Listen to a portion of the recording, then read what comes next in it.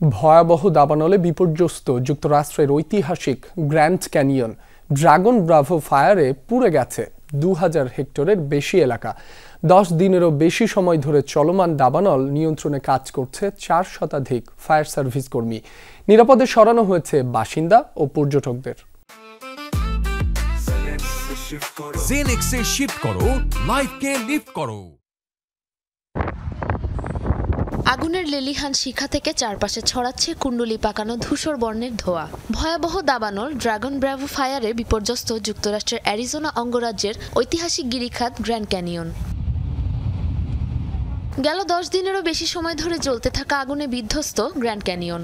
উদ্ধারকারী বাহিনীর তৎপরতায় প্রথম দিকে আগুন কিছুটা নিয়ন্ত্রণে এলেও তীব্র বাতাসের পাশাপাশি উচ্চ তাপমাত্রা ও শুষ্ক আবহাওয়ার কারণে গেল শনিবার থেকে নিয়ন্ত্রণের বাইরে চলে যায় দাবানল পরিস্থিতি। ঘন্টায় 40 মাইল বেগের শুষ্ক বাতাসে ভয়াবহ হয়েছে দাবানল। পুড়ে গেছে 2000 হেক্টরেরও বেশি বনভূমি।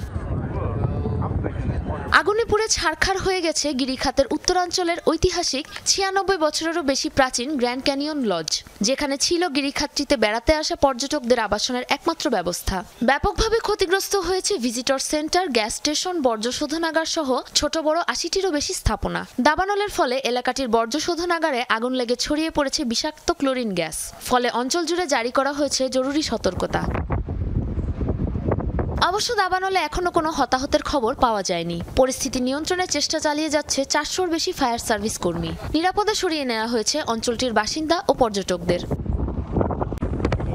সাবরিনা নুসরাত, যমুনা নিউজ।